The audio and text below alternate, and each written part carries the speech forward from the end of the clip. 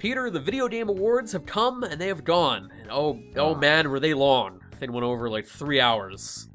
Yeah, I did not expect that to go on so long. I am really happy I got my copy of Smash digitally, because I would have had to like bail out to get my copy if I had to go to the midnight launch. I just waited till the next morning. I was stoked when the show finished just to hop on my Nintendo Switch and start playing Smash. That's pretty awesome. I wish I did that now.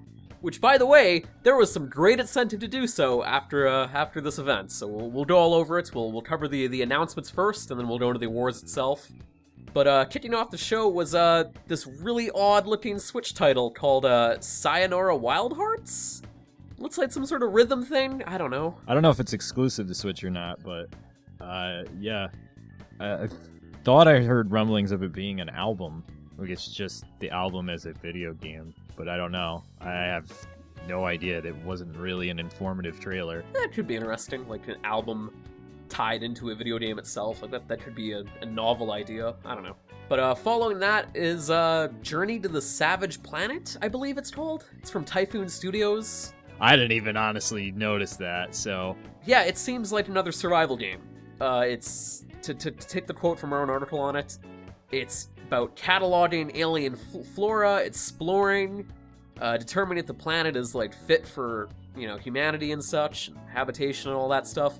Yeah, I don't know, I feel like this is just another case of, like, yep, been here, done that, and quite a lot of other recent games. Yeah, I think there was another survival-type game announced later on in the show, and... There was a number! Yeah, I was talking to a friend of mine at the time, and I just go, there's nothing that'll make me tune out more than saying survival game. I mean, I'm not against the idea of there being more survival games, but I just hope things are a little more interesting. But following that was probably at least the first exciting announcement. The Stanley Parable is heading to consoles in 2019. Yeah, that game is awesome. Yeah, it's going to have brand new endings, and like the original PC version is just going to be updated with the new endings and stuff if you already own it, so... I love the name, too. The Stanley Parable Ultra Deluxe. Hell yeah. It's just so stupid. That game was great, though. But then following this, this closed the pre-show itself was Among Trees, which, to quote us, promises a colorful survival sandbox. Like I said, you're gonna hear the word survival quite a few times. And yeah, it gives me sort of a Firewatch vibe, but that's all I took away from this thing. Sure. I don't know what else to add. Pretty much. Like I said, I was watching the show, and there's so much stuff I don't remember because it just went on for too long. But then following that was probably something way out of left field that I don't think anybody would have seen coming. Marvel Ultimate Alliance 3 got announced, and even more odd, it's Switch exclusive. Not that I knew everything that was going to be at the Game Awards, but that was the one announcement that completely blew me away because I didn't even expect that to happen. I thought that series was done. Yeah, definitely. It seemed like for a while there that like the future of Marvel video games was really up in the air, potentially just stuck on mobile. But yeah, I don't know, I'm really stoked for this. I personally enjoyed Marvel Ultimate Alliance 1 and 2 on the PSP, and even the X-Men Legends games. So, like, this continuation of that coming to the Switch feels like sort of a natural extension of that for me as someone who actually just played the crappier looking PSP ports of those games. Yeah, I mean, I remember playing the first one and it was pretty decent, so I'm excited for it. Yeah, like they were competent games, so. And the X-Men are back too, which is notable. I guess after the whole, the Fox deal, they can go back to comfortably using the X-Men again. Hopefully. Following that was the weird Proto Assassin's Creed game, Ancestors, the Humankind Odyssey. Once again, this is an open-world survival video game that has you surviving against various predators as, like, ancient monkey human people, ape human people, like the proto-humans or whatever you want to call them. And it's from Patrice, I can't pronounce his last name. Patrice Désilets? Yeah, the guy basically behind the first, like, batch of Assassin's Creed games. Part of me wonders if this was like an Assassin's Creed pitch at one point. Yeah. Okay, now hear me out. There's gonna be 8 people and then one of them finds a hidden blade.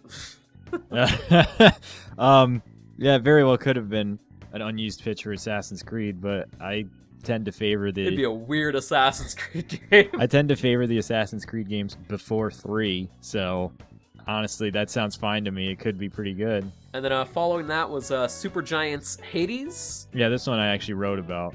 This is from the folks behind, games like Bastion, Transistor, and Pyre. Yes. And looking at this trailer specifically, I was like, yeah, been here, done that, when he went to the whole, oh, I'm dead again. Oh, I gotta go, and I was like, yeah, okay. Yeah, I don't know what this... I specifically avoided saying Dark Souls in my post, because that's the first thing that came to my mind. But it's not. It's just it just looks like Bastion, except it's roguelike, and that's the one buzzword that's probably going to put a lot of people off. For me, there's always been like a hook. There's always been something interesting. There's always been that novel concept deep within those games, and for the first time, this just feels like it really is just a case of like, yeah, I've played this. Yeah, I don't really know what to say about it, and it's in early access, so hopefully it changes or grows or however you want to phrase it, but I don't know. The other notable thing was that it is now available on the Epic Games Store, which is another running theme for the Video Game Awards. Yeah, the big push for the Epic Games Store. For once, Steam might have some competition. But then following that was Far Cry New Dawn. It's a post-apocalyptic thing. It's like an expansion to Far Cry 5. It's set 17 years after the ending. You could say that about Far Cry Primal. It was basically an expansion to 4, except obviously set in the past, but like 4 is just the same game with a few more stuff, and 5 is just the same game with some other stuff. They all feel too similar to everything Ubisoft makes nowadays. Yeah, like Far Cry is like peak Ubisoft open world formula. But even Ghost Recon Wildlands was just Far Cry, and then Assassin's Creed is basically just Far Cry. They're all the same game. You could just interchange them and pick whichever setting you like, and that's your series. The thing that I took away from this is kind of the aesthetic presentation of it all. It's very similar to Rage 2. Yeah. Rage 2 has that whole bright pink visual kind of thing going on, and I got the exact same vibe from this. And I think it'll be interesting because both of these are releasing next year, so... Yeah, I don't know. I'm not really that interested in this, so I'm not gonna harp too much on it. And then after that is, are you ready? Yes. From the new Seattle-based studio, Midwinter Entertainment, which is a fitting name. Oh, man. Scavengers is a winner sci-fi cooperative survival shooter. Survival games aren't slowing down. That's the theme of this show. Yeah, this was the one actually specifically where I was talking to my friend and said, oh God, just, survival, just I'm already tuned out. But hey, you can help Midwinter figure this all out and wrap their head around this survival stuff by testing out the game, which will start sometime next year. You can go over to their website to sign up for the test, I guess. I don't know if this is going to be an early access thing. Probably, given the nature of survival games. They could easily turn it into a battle royale with not many tweaks. No, yeah, that's the beauty of survival games. You can then just change them to a battle royale game. It's adaptable. But then following that was Crash Team Racing. Yes. I don't know why that wasn't included in the Crash collection, because it's easily the best Crash game on PS1. But yeah, Crash Team Racing is fantastic. It's coming to PlayStation 4, Xbox One, and Nintendo Switch for $40. I just want it on PC. That's it. And they're going to be adding online play to all the existing modes. And the way they introed it too, they had the old costume come out on stage, and I wonder if that is the same costume. I kept wondering about that. I don't think so, but it could be. Just some random like Activision guy had to go to Sony's like basement and dig that thing out. So, but then following that was Dead by Daylight, which is bringing in a new update, Chapter 10, which is called Darkness Among Us. It'll be launching next week on December 11th.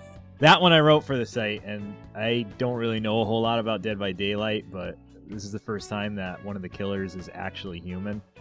So I guess that's pretty neat. I mean, I suppose Michael Myers is human, but, he looks like a survivor. It's not some big menacing dude with a mask and an axe. Yeah, it'll be interesting to have an actual villain that can actually blend in with the survivors. So that's an intriguing concept.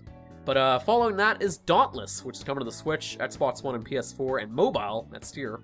And I don't know much about this. I'm getting like really strong Monster Hunter vibes.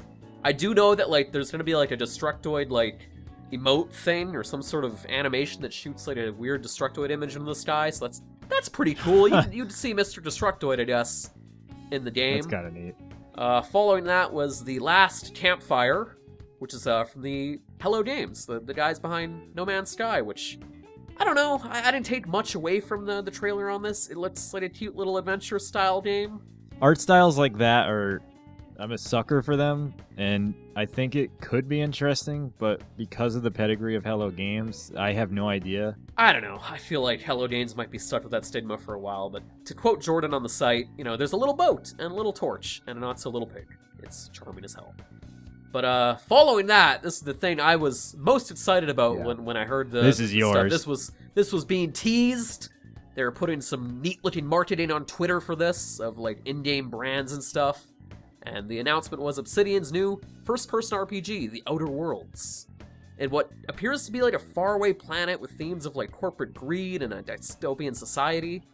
And notably, in the trailer when they announced this thing, they specifically put in there, from the creators of Fallout and the developers of Fallout New Vegas. Which, like, after Fallout's latest outing, probably goes a long way. Oh god, just anything after Fallout 76 will go a long way. They could just say it's Fallout, but it doesn't have bugs, and it would be better. It'll probably have bugs, but they could have also just said, hey, it's Fallout, because, man, I've been poring over the information that's come out about this game. GameSpot specifically, GameSpot's Peter Brown, he went and actually visited the developers at Obsidian. He got to actually see, like, a ton of the game. And, like, mechanically speaking, this thing is basically a spiritual successor to Fallout New Vegas. Right down to the dialogue systems, which include skill checks. And most notably, Microsoft's acquisition of Obsidian won't affect this, so this is still coming out to the PC, PS4, and Xbox One, so... Yeah, I imagine Obsidian was making it well before they were in any kind of talks to be bought, so... Yeah. And the fact this was all announced and, like, right off the heels of Fallout 76, man, it's like perfect timing for this, yeah, oh my god. It's pretty... It must be very sweet for them to see the positive reception of the Outer Worlds, which isn't even out, and just these people with Fallout that are so rightfully angry. But yeah, Peter Brown from GameSpot, he got some exclusive deets on the game, so I highly recommend checking out his article. Notably, from what I read in the article itself, the whole thing seems to have a much more casual tone than typically what Fallout has been, which is perfect for Obsidian, because they have a very on-brand, dark sense of humor, so I'm looking forward to that stuff. And Peter Brown went on to say, the jumping-off point was suspiciously similar to Fallout. At the start of the game, you are woken up from a multi-year slumber in a human-sized capsule, your own personal vault, if you will. So, like I said, mechanically, like, so much of this is similar to Fallout. I'll include some screenshots as well, like, right down to even the skill stuff. He went on to say, the Outer Worlds is being designed around freedom of choice, which often manifests during verbal exchanges. You have free agency to lie, play dumb, betray allies, or align with would-be enemies.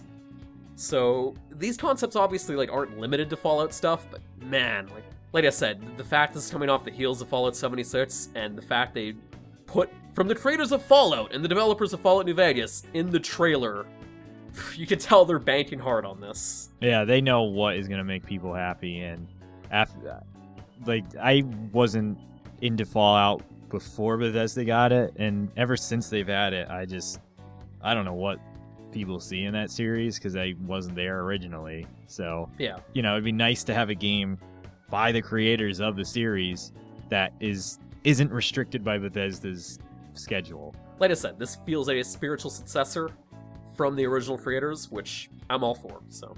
But then following that was, hey, do you like PlayerUnknown Battleground in 2018? Well, hey, we got some news for you. There's a new map. It's snow-covered.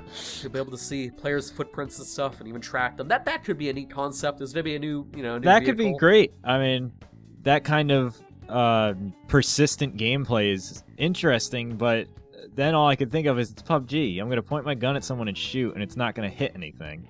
So... Well, maybe to hit them with a snowmobile, because it'll have a snowmobile. Yeah, I'm good. I'm over it. I'd rather play Blackout or even that new Counter-Strike one that's free. Yeah. But following that was, Peter, are you ready? No, I'm not. A survival MMO God. from the creators of Ark. No. Survival Evolved. Jesus. Atlas. Stop. Survival video games are still here. Oh, Lord in heaven. It's big. The developers claim it's 1,200 times the size of an Ark server. Why? It's gonna be big. It's gonna have survival. You can build an armada, armada or whatever, claim territory, form an empire, and dominate the big map that is this game. I'm good.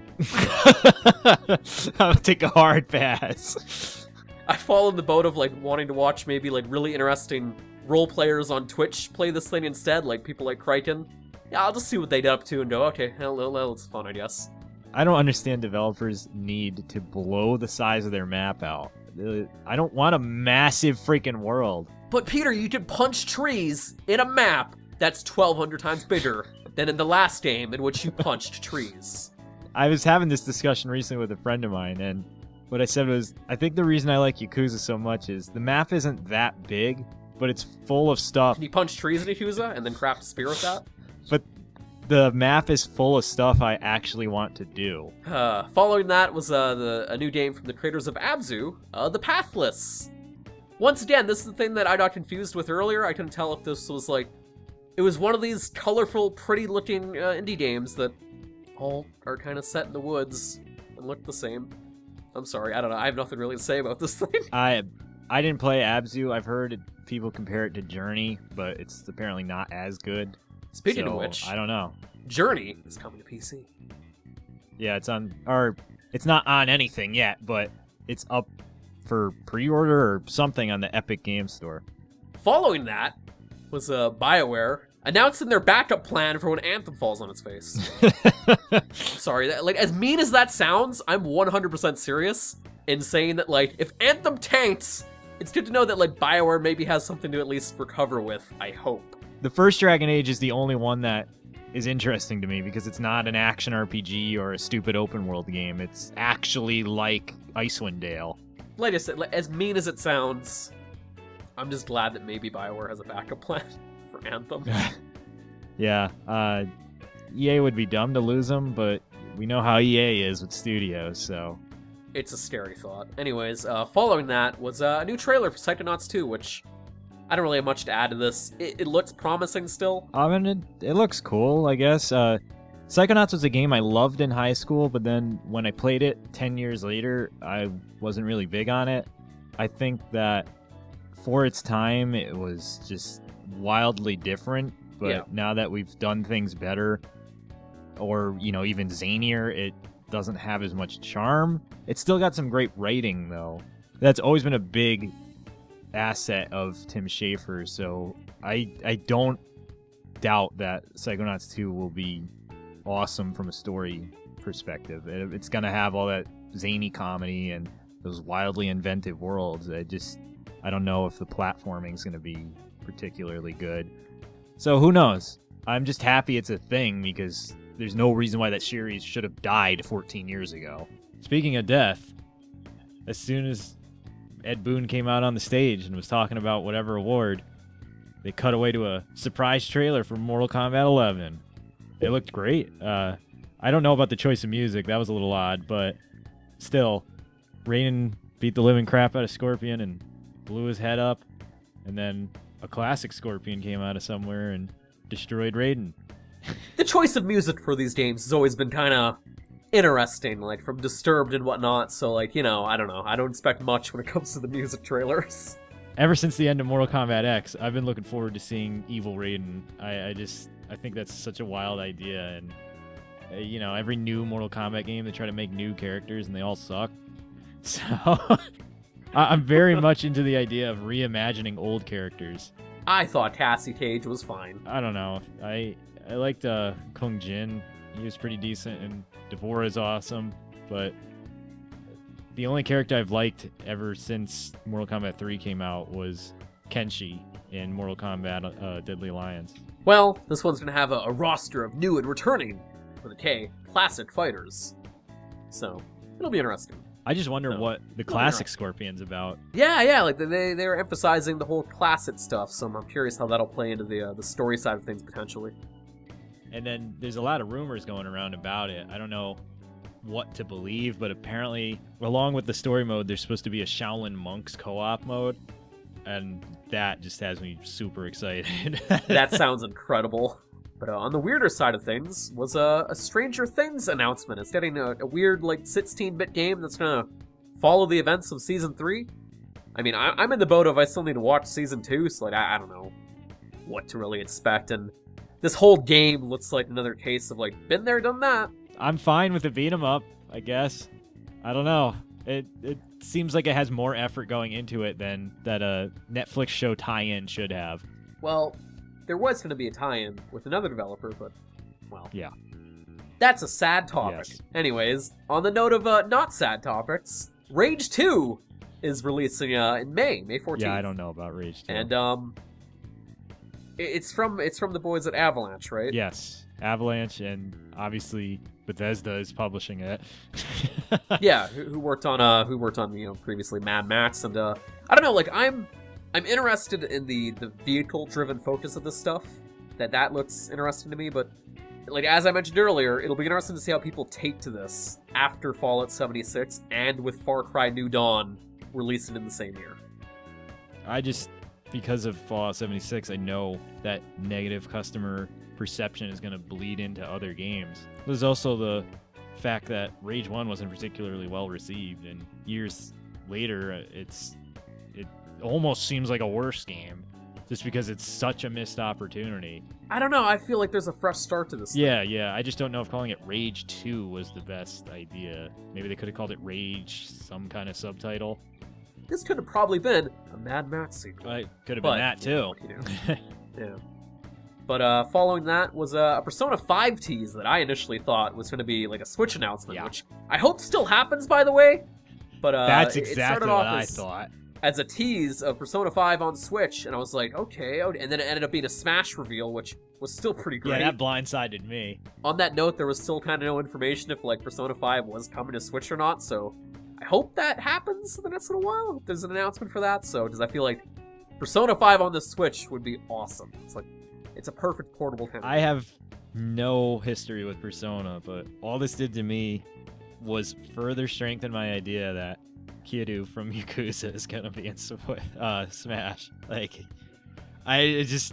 that's the only character I would want as DLC, and now I have this idea that it's gonna actually happen, and it's driving me nuts. I'm still beating the drum of I want Dr. Robotnik / Eggman. That would be awesome. But outside of all of the new announcements, there was also the awards, which man, I did not like some of the presentation of these awards. Like, as someone who works in video production week in and week out and edits videos constantly, I can't help but think to myself, a much better approach, and while still taking that very quick pace of it, would have just been doing like a quick little brief montage with some text being like, so-and-so wins so-and-so, and having gameplay and a montage of it briefly for a good minute or so. Yeah. Instead of just having this literal cut to Jeff just being like... He reads off all of them and then, hey, look what won! Yeah. He could have just said, our award for best blank, it goes to... Like I said, my biggest issue is how the awards were presented. Like, I don't like that certain categories were basically transitional moments of just Jeff rattling them off one by one to cut to like an award. Yeah. If this is supposed to be an award show, like this is supposed to have reverence, even the smaller stuff. So I know that at the Oscars and I suppose the Tonys, even some of the smaller awards like best screenwriter or whatever, they do go faster, but it's supposed to be a show about awards, not about your friggin' 19 game announcements. I don't know. It just needs some tightening up. Yeah, it's getting better. But anyways, let's go on to the awards themselves. So we'll just do as Jeff did, and just bounce these off. Industry icon was Greg Thomas from Visual Concepts. He's a tall man. Yeah. Following that was the esports stuff. Best esports moment was Cloud9 comeback in Triple OT. Best esports coach was Reaper. Best esports host was Skoges. Hey man, we're showing our age. Best esport event was the LOL, the League of Legends World Championship. Laugh Out Loud World Champion. Best esports team was Cloud9. Best esports player, Sonic Fox. I think the Sonic Fox on stage spiel was probably my favorite moment of the whole show, to be honest. Yeah, it was pretty sweet. And following that was best esports game, which was Overwatch. Content Creator of the Year, your number one influencer of the year, went to Ninja, which, and I asked this while we were all watching. Were all of them Fortnite players? Ninja's not exclusively a Fortnite player, but no, it's a variety content streamer. Okay. Yeah. Best debut indie game was The Messenger. Best student game, this one threw me for a loop. Kombat 2018, which neither of us can find any information on. Before we started recording this, we both were trying to Google this thing and like just try and find any info. Just from the name, I'm guessing it's a remake of the old Atari game Kombat, but I don't really know. But following that was Best Multiplayer Game, which, hey, spoiler, Fortnite won. Yeah, I mean, the Russo brothers gave the award, right? Yeah, the Russo brothers came up and gave... Like, of course it's going to be Fortnite. They're going to have the Russo brothers announce something else. That must have been the pitch to the Russo brothers. Hey, do you guys want to present the Fortnite award? Like, yeah, I mean, Thanos was in the damn game. Why not? But then following that was the Best Sports/Racing Game, which, just say Best Racing, like, whatever. Forza Horizon 4, no brainer. Yeah, I think they don't want to give any sports game an actual award. Racing is a sport, but it's pretty far removed from what people think of as sports. Yeah, like you think they would have broke that category up, but they didn't, so and it's a no-brainer that Forza Horizon 4 took it. I've talked to a few people that have played it. It's apparently one of the best Forza games out there, so I mean, shocker. Following that was Best Strategy Game, which went to Into the Breach, which is a fun little game. I haven't played it, but I really liked FTL, so I don't doubt the game is good. And then following that was Best Family Game, which I feel like was baked in there for this very award show, went to Overcooked 2. But then following that was Best Fighting Game, which, hey, I'm all for it, went to Dragon Ball FighterZ. Following that was the one that really confused me. Monster Hunter World won Best Role-Playing Game. Which, like, sure, I guess. That's like calling Zelda a role-playing game. The genre is really blurring there, but anyways. Yeah, Call of Duty could be a role-playing game. Following that was Best Action-Adventure Game, which went to God of War. I hear it's good. I haven't played it. I haven't played it either. But then after that was Best Action Game, which you also think God of War could have won, but it went to Dead Cells, which is well-deserved. So then we had Best VR and AR Game, which went to Astrobot Rescue Mission, which apparently that is like a definitive reason to own a PlayStation Yeah, VR. I have seen that, and it looks pretty awesome. It's basically a Mario level, but you are the camera. I've heard people say that this is like the equivalent of Mario 64 to platformers for VR. Yeah, like it looks awesome. Best Mobile Game went to Florence. Then following that was the Best Indie Game, which went to Celeste. Yeah, it's apparently really great, and our own Kevin Mercero did an interview with the composer, who was actually at the Game Awards last night and performing other music, so that was pretty neat to see. And then following that was Games for Impact, which also went to Celeste. And then following that was Best Performance by Roger Clark as Arthur Morgan. And you know what? I'm all for it, because man, that guy has a unique voice and accent in that game. That man spoke to his horse in very hushed words, and I loved every second of it. That's a good boy. Yeah, I don't know. I haven't played Red Dead, but I know from an audio-visual standpoint, Rockstar's games are always at the top of their class, even if you're not big on the gameplay. So anything to do with sound design or visual design or individual performance, it's almost guaranteed to be a Rockstar game.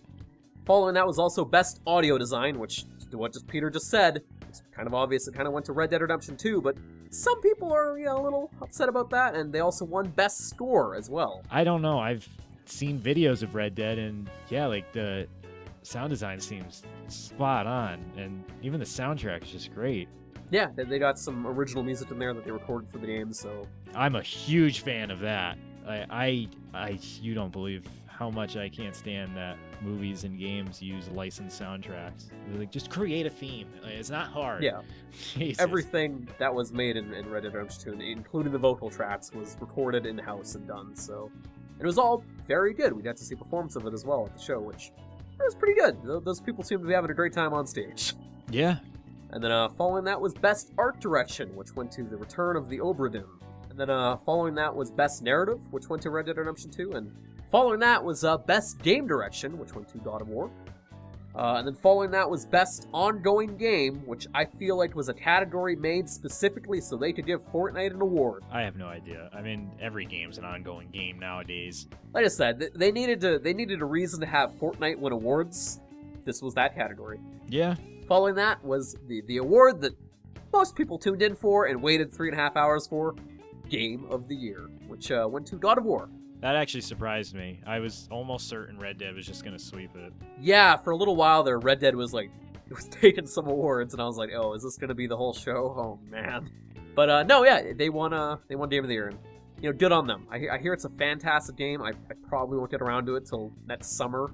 I haven't played a lot of the PS4 exclusives because my gaming tastes have changed so much over the years, so I'm not sure I'll ever get around to God of War. For me, it's just a matter of release schedules.